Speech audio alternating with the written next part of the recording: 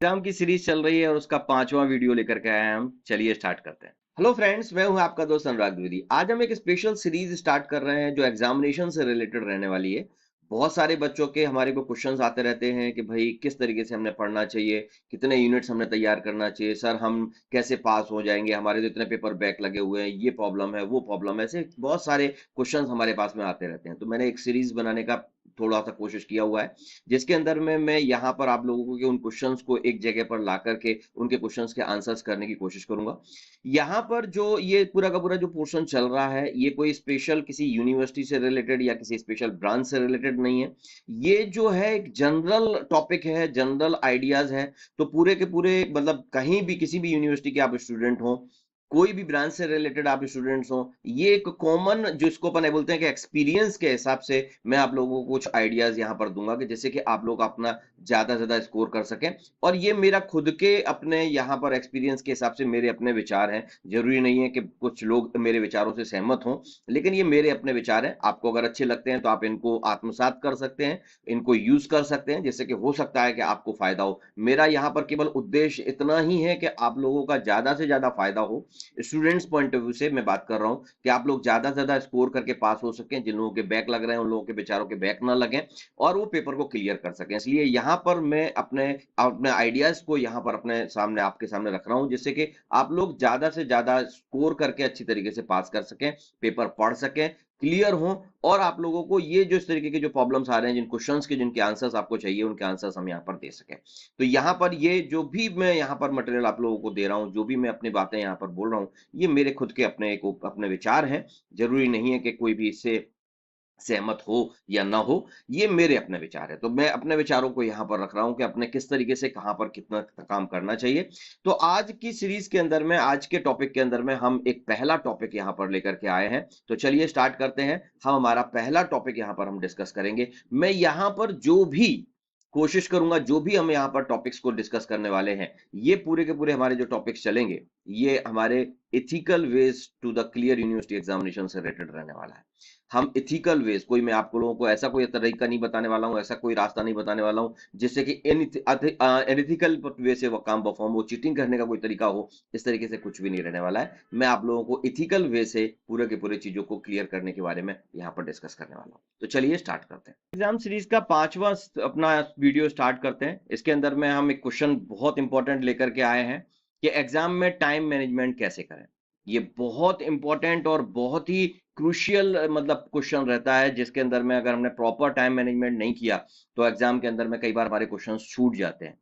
तो ये नौबत ना आए उसके लिए टाइम मैनेजमेंट कैसे करना है, किस तरीके से सारी की सारी चीजें रहेंगी, उनके बारे में हम यहाँ पर डिस्कस कर लेते हैं। तो टाइम मैनेजमेंट के बारे में बात करते हैं कि टाइम मैनेजमेंट किस तरीके से रहना है।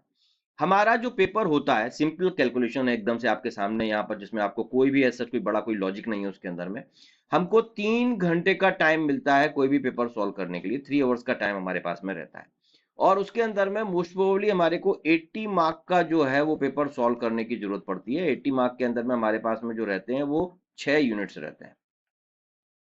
मैं पहले 6 यूनिट्स के बारे में बात कर रहा हूँ, 6 यूनिट्स रहते हैं। मतलब अगर हम यूनिट्स के हिसाब से अगर डिस्ट्रीब्यूट करें तो एक यूनिट के लिए हमारे पास में सिंपली आधे घंटे का टाइम रहता है, मतलब 30 मिनट्स रहता है। ये सिंपल कैलकुलेशन है, इसके अंदर में कोई बहुत बड़ा लॉजिक नहीं है कि आप एक यूनिट आधे घंटे के अंदर में अगर सॉल्व करेंगे तो 2 यूनिट आपके 1 घंटे में सॉल्व हो जाएंगे, अगले 1 घंटे के अंदर में 4 यूनिट और अगले 1 घंटे के अंदर में आपके 6 यूनिट। मतलब आप पूरा पेपर ढंग से सॉल्व कर पाएंगे अगर ये टाइम मैनेजमेंट आप प्रॉपर वे से मैनेज करते हैं तो। अब यूनिट के अंदर में हमारे को मोस्ट ओवरली 2 क्वेश्चन आते हैं, एक 6 मार्क्स का, 7 मार्क का, इस तरीके से 6 और 7 मार्क्स के हमारे पास में क्वेश्चन आते हैं। मतलब एक क्वेश्चन के बारे में अगर हम बात करें तो एक क्वेश्चन जो हमारे को सॉल्व करना है उसके लिए हमारे पास में 15 मिनट्स का टाइम रहता है।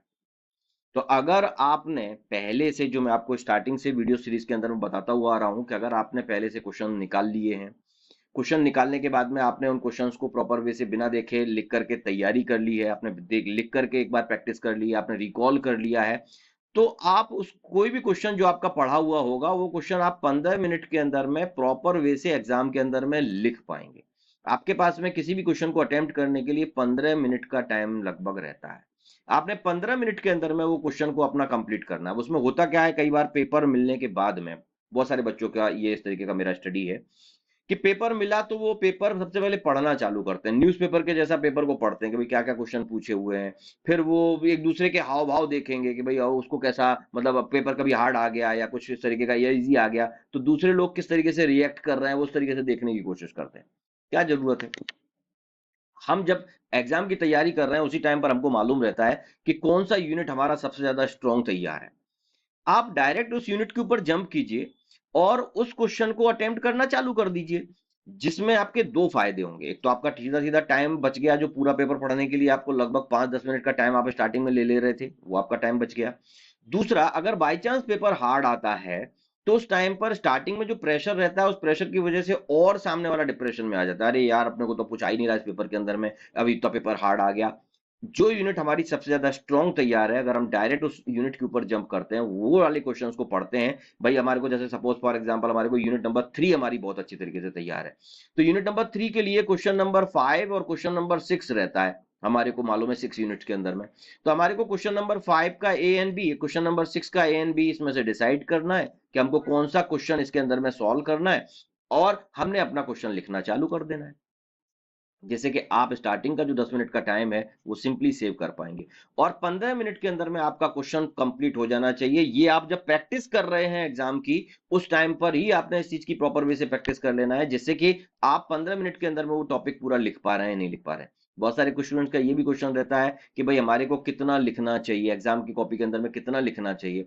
तो नॉर्मली जो हमारी एग्जाम की कॉपी जो रहती है उसके अंदर में एक पेज, ज्यादा से ज्यादा 2 पेज, 2 मार्क्स के लिए एक रफ आइडिया मैं आपको बता रहा हूँ कि भाई लेंथ कितनी होना चाहिए।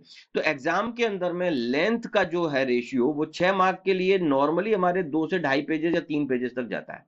अगर हम डायग्राम वाग्राम के साथ में बना रहे हैं तो 3 पेजेस तक जाएगा, 3 पेजेस सफिशिएंट है, जिसमें एक्स्ट्रा मार्जिन में पकड़ के नहीं चल रहा हूं। अगर आप एक्स्ट्रा मार्जिन छोड़ रहे हैं कॉपी के अंदर में तो that is different. Already copy के अंदर में यूनिवर्सिटी एग्जाम की कॉपीज के अंदर में मार्जिन रहते हैं, आप उन्हीं मार्जिन को अगर यूज कर रहे हैं तो आपने आपकी कॉपी के अंदर में फ्रंट पेज, उसके बाद में उसका बैक पेज, ये 2 पेज आपने लिख दिया, और उसके बाद में एक तीसरे पेज तक भी अगर आंसर चला गया तो नॉर्मली कोई भी क्वेश्चन जो 6 मार्क्स या 7 मार्क्स के लिए पूछा जाता है उसके अंदर में 3 पेजेस तक लेंथ सफिशिएंट रहती है।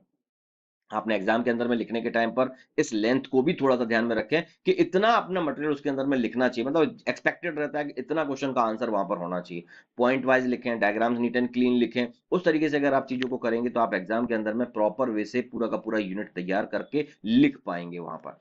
आप अगर इस तरीके से कर रहे हैं, अगर आप स्टार्टिंग से ही 5 यूनिट या 4 यूनिट ही पढ़ के गए हैं तो आप एक्स्ट्रा टाइम थोड़ा सा दे सकते हैं। 2 यूनिट आप नहीं पढ़ के गए हैं तो उसको आपको स्किप भी करना है, तो उस तरीके से भी आप सोच सकते हो, जिससे कि आप ज्यादा टाइम पर्टिकुलर यूनिट को दे पाएंगे। एक एक क्वेश्चन को या 15 मिनट की जगह पर हो सकता है 20 मिनट दे पाए, इस तरीके से भी कर सकते हैं। तो एग्जाम के अंदर में लिखने के टाइम पर ये टाइम मैनेजमेंट का फंडा आपने ध्यान में रखना है कि आपको उतने मिनट के अंदर में वो कुछ, कई बार स्टार्टिंग स्टार्टिंग में ज्यादा टाइम लगता है, स्टूडेंट्स को आधा आधा घंटा ले लेते हैं एक पहले क्वेश्चन के लिए, तो वो अवॉइड करने की कोशिश करना है कि उसको कैसे बचा जा सकता है वहां से, कि भाई जो 15 मिनट का क्वेश्चन है उसको आपने अगर आधा घंटा ले लिया है तो कैसे उसको मीट आउट करना है आगे के क्वेश्चंस के लिए, या यहाँ पर पहली क्वेश्चन के अंदर में आपको 30 मिनट नहीं लेना है, आप 20 मिनट पे लाने की कोशिश करें, उसको 25 मिनट पे लाने की कोशिश करें, ये थोड़ी सी कोशिश करें। उसके लिए टाइम आप बचा सकते हैं पेपर पढ़ने का टाइम ना लेकर के।